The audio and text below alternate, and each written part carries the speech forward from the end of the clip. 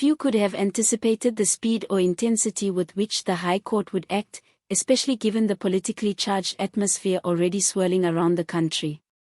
When news first broke that Gwede Mantashe had been detained abroad under circumstances described by multiple insiders as opaque, abrupt, and riddled with possible international legal implications, a thick cloud of confusion settled over South African institutions. The presidency fell into a conspicuous silence, Parliament appeared disoriented, and inside Latuli House the reaction bordered on panic as factions scrambled to understand what had happened and what it meant. Yet that silence was never destined to last. Mounting pressure from civil society organizations, opposition parties, and legal watchdog groups forced momentum where leadership hesitated. Under this growing national and international scrutiny, the High Court announced a dramatic and unprecedented directive. President Ramaphosa must provide a comprehensive and transparent report detailing the circumstances of Mantashe's arrest, the precise nature of the charges, the extent of the state's prior knowledge, and whether any efforts had been undertaken, directly or indirectly, to obstruct, delay, or otherwise interfere with justice. It was an extraordinary moment, one that signaled a shift from political speculation to legal obligation. For the first time, the president was being compelled not to issue vague public statements or carefully crafted PR responses, but to produce verifiable facts under judicial authority. The details surrounding Mantashe's arrest remain frustratingly unclear, but early indications from those familiar with the matter suggest the charges center around serious international corruption allegations. These allegations reportedly involve energy sector contracts, offshore financial networks, and engagements with foreign business entities whose transactions had already drawn the attention of multiple international regulatory bodies. According to diplomatic whispers and fragmented reports leaking through unofficial channels, Mantashe was apprehended in a European jurisdiction during what had been described publicly as a private, closed-door summit on energy cooperation. What was not known at the time of his travel, but now seems increasingly plausible, is that the summit had been under active surveillance by foreign financial intelligence units. Those units, it appears, had been monitoring more than the event itself. They had been tracking individuals, movements of capital, and interactions between state-linked actors and international firms. When authorities moved in, they reportedly did so on the basis of warrants that had been issued months before, raising a serious question: why were South African institutions unaware of these warrants, or worse, had they known and chosen to ignore them? This question, now echoing through political corridors and legal chambers, has become central to the crisis. Did President Ramaphosa have prior knowledge of the foreign investigation, the pending warrants, or the alleged corruption schemes involving one of his key allies? And if he did possess such knowledge, what actions, if any, did he take? The court's directive leaves no room for evasive language or bureaucratic deflection. The president must explicitly outline what the government knew about Mantashe's conduct abroad, what diplomatic channels were engaged prior to his arrest, and whether South Africa was legally obligated to cooperate with or report information to foreign authorities conducting the investigation. This is no ordinary inquiry.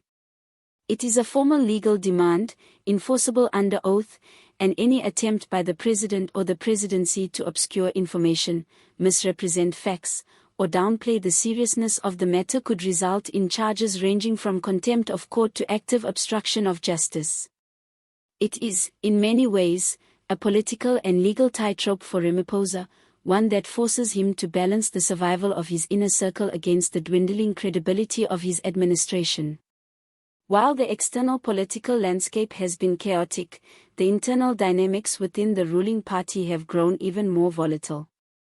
The arrest of Mantashe has reignited factional battles within the ANC, exposing deep fractures between those aligned with Ramaphosa, those associated with the radical economic transformation faction, and those who are seeking to distance themselves entirely from the spreading perception of scandal and instability.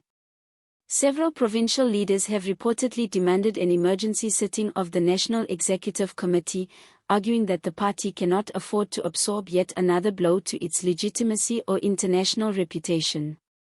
Meanwhile, a number of ANC members of parliament are allegedly preparing to support a vote of no confidence should the president fail to satisfy the court's demands or provide a convincing explanation to the public. One senior party member, speaking anonymously, emphasized that the ANC is running out of political capital and cannot continue defending leadership figures entangled in international controversies.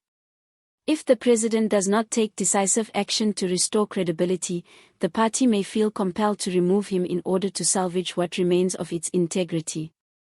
This unfolding crisis has not remained confined to South Africa's internal political arena.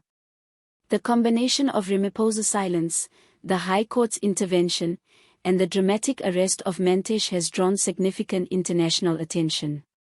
Foreign governments are now seeking clarity on the implications of the investigation, particularly as it appears to involve cross-border financial crimes and potential breaches of cooperative intelligence agreements. Investor confidence has already begun to show signs of weakening. International observers, including global anti-corruption organizations, have started to question whether South Africa is genuinely committed to rooting out corruption or merely reshuffling power while allowing state capture dynamics to persist under new leadership. For a president who once promised a new dawn marked by transparency, accountability, and ethical governance, this recent chain of events has cast a long shadow over both his leadership and his legacy. The global community is watching, and its patience is wearing thin. Opposition parties have seized the moment with unusual unity and speed.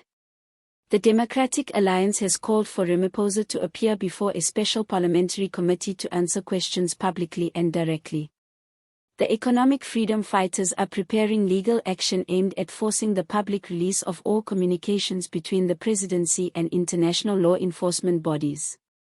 Action SA, the United Democratic Movement, and smaller opposition groups are calling for mass mobilization, nationwide demonstrations, and, more dramatically, early elections.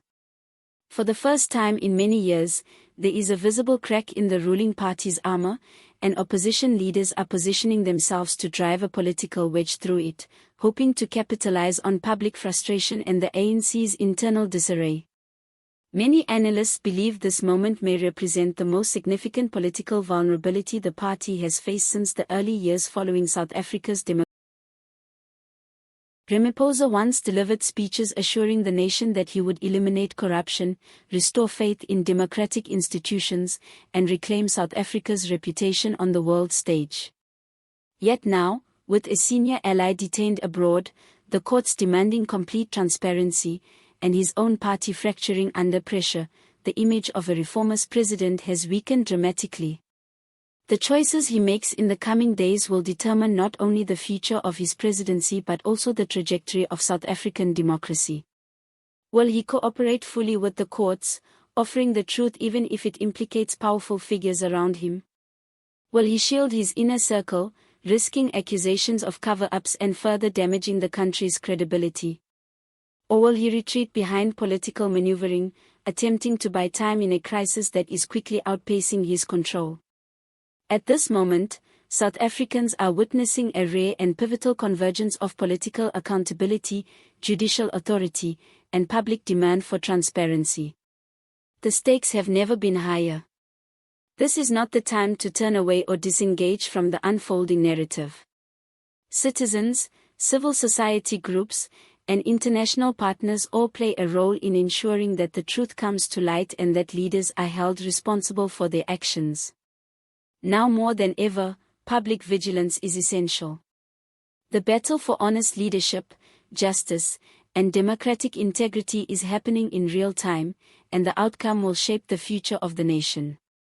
Those in power must understand that the era of unchecked authority is fading, and the people are determined to ensure that the truth prevails. As the situation continues to intensify, analysts are warning that South Africa may be entering one of the most consequential political tests of its democratic era. The arrest of Mantashe and the court's firm stance have created an environment where secrecy is no longer sustainable and political survival depends on transparency rather than manipulation. Observers note that this moment is exposing long-standing structural weaknesses within government institutions, weaknesses that have been allowed to deepen over decades of internal factional battles, poor oversight, and a culture of political loyalty superseding ethical responsibility. These conditions have now collided with an international investigation that cannot be contained within party structures or domestic political narratives. Meanwhile, ordinary South Africans are growing increasingly restless. Many feel exhausted by years of corruption scandals, collapsing public services, and dwindling trust in national leadership. The Mantashe saga has become more than just a story about one man's alleged misconduct. It represents, for many citizens, the culmination of systemic failures that have robbed the country of economic growth, stability, and hope.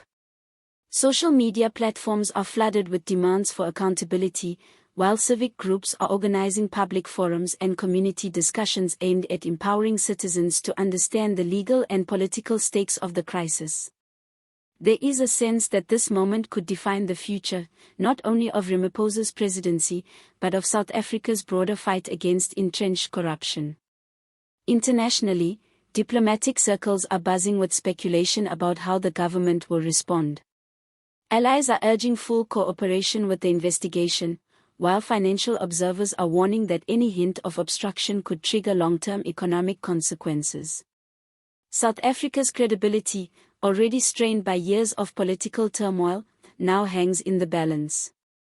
Whether Ramaphosa confronts this crisis directly or tries to shield his inner circle will determine how both the nation and the world judge his leadership in the months ahead.